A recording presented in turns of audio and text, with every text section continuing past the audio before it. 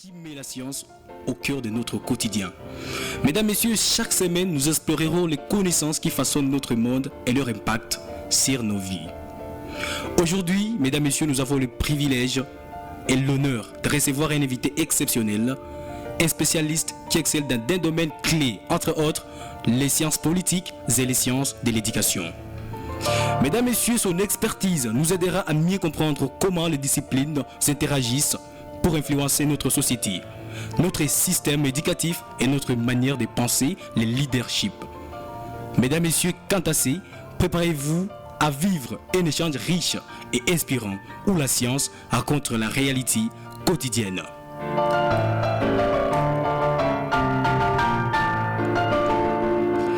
Sans plus tarder, Mesdames, Messieurs, nous allons accueillir Monsieur Ndole Bouecha Delphin, qui est spécialiste en sciences de l'éducation et en sciences politiques. Merci aussi, c'est à moi de remercier la radio Kako de nous avoir fait confiance et nous appeler pour participer dans cette émission. Oui. Et ici devant nous, nous avons un sujet que nous allons décortiquer ensemble afin de faire vivre aux auditeurs les bienfaits de la science et comment la science peut venir en aide là où la guerre a abîmé. Donc, toutes les parties où la guerre a abîmé. Et la première question qui nous vient déjà devant, quels sont les principaux défis auxquels les systèmes éducatifs font face dans des régions affectées par des conflits, comme l'Est de la RDC? Tout d'abord, avant de répondre à cette question, j'aimerais d'abord présenter mes vœux de cette nouvelle année à toute la famille Kako. Oui. Et également à ma famille Bouecha. Oui. Ainsi que ma belle famille Bouyana. Oui. Et pour entrer dans cette thématique, je pense que les régions qui sont affectées par les conflits ou bien les guerres ont vraiment quelque chose à donner et à recevoir aussi pour se faire développer et ne pas tomber encore dans des conflits inutiles. Oui. Je pense que l'on peut tout d'abord commencer d'une manière déterminée et que ces conflits ne puissent plus encore revenir. En cela, on peut maintenant chercher d'autres pistes de solutions pour essayer maintenant de développer le milieu. Oui, et merci beaucoup pour votre intervention. Vous savez, l'éducation, c'est l'une des valeurs clés d'un pays, surtout après des guerres. En tout cas, l'éducation joue un grand rôle. Et maintenant, surtout toujours dans les cas de notre pays, la RDC, comment les programmes scolaires peuvent-ils intégrer des messages de paix et de tolérance? Bien, il y a dans le programme scolaire, il y a les cours de l'éducation civique. Oui. Ces cours de l'éducation civique, on l'apprend à l'école primaire, à l'école secondaire. Il y a un leader qui m'inspire trop. Bien sûr. Lumumba. Oui. Lumumba n'a pas fait l'université. Oui. Lumumba n'a pas eu un diplôme d'État. Lumumba s'est développé grâce à des formations. Oui. Le moment où on organise des formations à Accra, il partait pour faire ces formations, participer à ces formations. Oui. C'est ça qui a permis à ce que Lumumba devienne ce qu'il est devenu. Oui. Ainsi, s'il y a des conflits, des guerres à répétition, cherchons que l'éducation, que le système éducatif aussi cherche comment orienter aussi les élèves, les étudiants dans différents domaines. Monsieur Ndole Bouecha Delphin, on aimerait savoir, est-ce qu'il existe-t-il des preuves concrètes que l'éducation réduit les risques de conflits futurs? Est-ce qu'il existe est-ce que l'éducation, bien sûr, a des preuves que ça réduit les risques de conflits dans les générations futures? Bien sûr que oui. Alors comment vous pouvez également nous expliquer, nous donner votre point de vue par rapport à cela? Vous savez, l'éducation, c'est c'est comme qui dirait, on peut dire, donner le rôle à un pasteur. Oui. Lorsque il y a des gens qui vivent dans la vie pécheresse, oui, et qu'il y a un évangéliste qui arrive et qui les enseigne, il les dit, ce que vous faites, ce que vous vivez, ce n'est pas correct. Oui. Regardez les Écritures. Oui. Ça dit ceci, ça dit ceci. Et le moment où il sera en train de les enseigner, ces pécheurs pourront prendre maintenant la responsabilité de dire j'abandonne ou bien je reste. Oui. Ainsi l'éducation aussi. Pour les conflits, l'éducation d'abord doit venir au premier plan. Oui. Montrer aux gens les méfaits de la guerre. Oui. La guerre n'a pas des avantages. La guerre a seulement des désavantages. Oui. Et maintenant, les désavantages, voilà, nous avions vécu pendant 3 ans dans la guerre.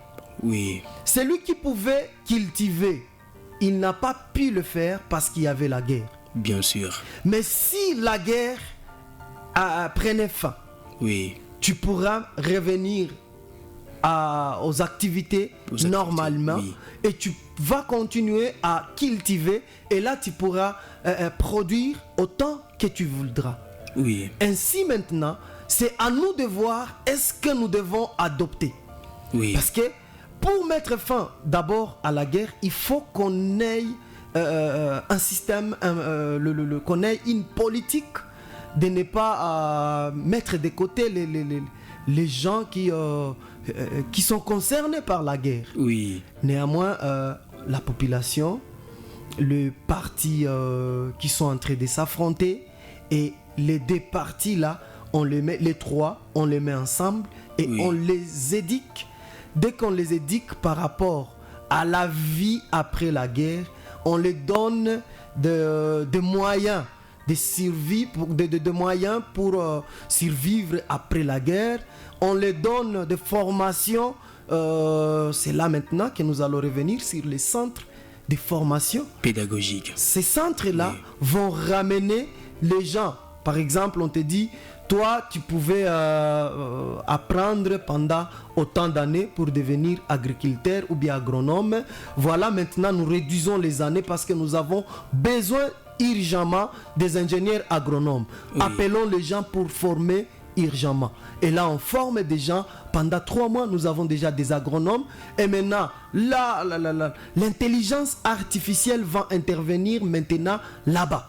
Oui. Lorsqu'on t'a formé pendant 3 mois, alors que c'était une formation de 8 à 6 ans, mais on t'a donné ça pendant 3 mois, c'est là maintenant que tu dois aller maintenant t'informer plus davantage. Oui. Et maintenant, tu t'informes davantage et tu es déjà en train aussi de travailler. Oui. Vous voyez? Oui, je vois. C'est maintenant là, on sera en train de faire comme on est dans les masters, oui, ou bien dans les doctorats. Quelqu'un, il est en train de travailler le matin, il est en train de travailler pendant la journée, et le soir, il est scotché, concentré sur son ordinateur, en train de rechercher encore qu'est-ce que je dois faire pour produire beaucoup plus. Oui. Et là maintenant, le développement va venir. Oui. Mesdames, Messieurs, dans cette intervention, M. Ndoye Le Boucha Delphine nous a montré la manière dont nous pouvons utiliser l'intelligence artificielle d'une manière responsable et éducative. Et M. Ndoye, parmi nos dernières questions, nous avons quelques questions également dont vous allez intervenir, puisque déjà là, nous voyons le problème de la prolifération des écoles privées, plusieurs centres dans notre pays, surtout dans notre province. Alors on aimerait savoir, la prolifération de ces écoles ont un impact positif ou négatif sur la vie des élèves qui sont en train de se livrer à l'éducation. Et dans cette même angle, il y a également une autre préoccupation qui en survient. Et s'il faut, on peut encourager la prolifération des écoles. Comment inciter les mécènes d'investir plus d'argent ou bien plus de moyens dans le secteur de l'éducation pour l'avènement et la reconstruction du pays juste après la guerre qui encombre actuellement la province? Merci beaucoup, Monsieur Gracien. Oui. Nous allons prendre un exemple typique. À Goma, dans les années 90, il y avait l'Institut Ndaoura. Oui. Il y avait l'Institut Instigo. Oui. Institut de Goma. Oui. Il y avait Mwanga. Oui. Vous voyez? Donc, oui. et bien d'autres. Mais à Goma, est-ce qu'il pouvait y avoir 100 écoles à cette époque-là? Non. Ainsi, pour qu'un élève de Ndosho étudie, il lui a fallu payer des transports et des transports. Oui. Et là, on était en train de chercher quoi? L'éducation, la formation. Bien sûr. La prolifération des écoles maintenant, aujourd'hui. Oui. Comme c'est le cas. Oui. C'est bien parce que ça amoindrit les coûts. Oui. Parce que la compétition est déjà là. Puisque dans plusieurs écoles, surtout des écoles qui sont en train de naître chaque jour... Comment on peut manquer de manuels, Monsieur Gracien? Les écoles privées. Comment on peut manquer de manuels? Oui, nous sommes dans un état bien structuré. Et j'aimerais pas vous signaler que M. Ndoye Bouécha Delphin est aussi écrivain et breveté en musique. Et il a écrit un livre intitulé « De la musique au ministère des louanges et adoration ». Surtout les adorateurs, puisque tout ça c'est la science bien sûr. Lorsque l'intervention de l'écriture et l'élaboration du livre, c'est la littérature, également c'est la science. Le moment où j'étudiais là-bas, j'avais déjà fait plus de 10 ans dans la carrière artistique. Oui. Je jouais déjà la guitare, je pouvais chanter à l'église. Oui. Mais le moment où je suis allé à l'école, c'est là que j'ai compris que tout ce que j'étais en train de faire à l'église à cette époque-là, c'était faux et mentir. Oui. C'est là que j'ai eu maintenant le temps de dire à mon professeur Jean Malango, qui me donnait les cours de musique, je lui ai dit, je demande pardon pour tout ce que j'ai pu faire. Oui. Et pour me faire pardonner, je dois maintenant écrire. Oui. Je dois amener les gens à comprendre qu'est-ce que la louange, qu'est-ce que l'adoration, qu'est-ce que la musique. Bien sûr. Parce que dans les églises que nous avons, tout ce qui se passe dans l'église, on ne fait que mentir. Oui. La musique, on ment. Les chansons, on ment. Oui. Comme on veut. Et le pasteur est là seulement parce que lui, il dit que ce qui importe, c'est de voir les gens venir et écouter la prédication. La prédication. Qu'on ne sait pas même aussi, lui aussi, la prédication qu'il est en train de faire, il le fait comment? Oui. Et maintenant, c'est là que j'ai maintenant pris l'initiative d'écrire ces livres de la musique au ministère des louanges et adoration. On aimerait savoir c'est où trouver les livres, puisqu'il peut y avoir quelqu'un qui peut en avoir besoin de lire cet ouvrage. Comment il peut en avoir? Il existe-t-il dans des bibliothèques plusieurs exemplaires de ces livres, ou bien sur internet? Vous pouvez donner également l'adresse pour en avoir? C'est maintenant qu'on l'a fini et on a déjà fait la cérémonie de vernissage de ces livres. Les livres, si vous voulez l'en avoir, c'est de m'appeler seulement parce que nous n'avons pas encore eu à le mettre dans des bibliothèques. C'est ce que nous sommes en train de vouloir faire maintenant. Au courant de cette année, le livre sera dans les bibliothèques, mais nous sommes en train de le traduire d'abord encore dans la version anglaise et swahili, comme c'est écrit en français. Nous le mettons aussi en swahili et en anglais. Donc pour l'avoir, c'est juste m'appeler à mon numéro et je peux venir, je peux donner des séminaires par rapport aux louanges et adorations. Donc vous m'appelez à mon numéro, les 09 90 20 42 14. Oui, vous pouvez répéter pour la meilleure 09 90 20 42 14. Et sur internet, il peut y avoir des gens qui n'auront plus ce privilège ou bien ce moyen de vous contacter via votre numéro, soit par appel normal ou bien message normal, mais ils peuvent vouloir vous contacter à partir de votre Facebook ou bien Instagram. À part tout ça, sur toutes ces plateformes, vous avez des comptes pour que les gens puissent vous écrire à si partir de ça. Si vous voulez m'écrire sur WhatsApp, écrivez seulement Delphin Ndoole. Là, vous allez me trouver. Sur Facebook, sur Facebook. Delphin Ndoole, vous allez me retrouver. Et sur Gmail, vous allez m'écrire, c'est delphindoole@gmail.com. .fr.com. D'accord.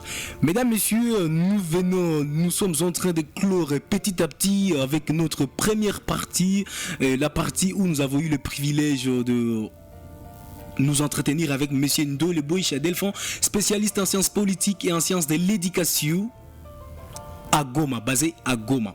Merci beaucoup pour votre présence. Oui. Il y a un mot que j'aimerais dire à nos auditeurs. Oui. Nous sommes en train d'ouvrir un centre de formation d'art et musique ici à Goma. Oui. Donc, dans ce centre, nous allons enseigner la musique.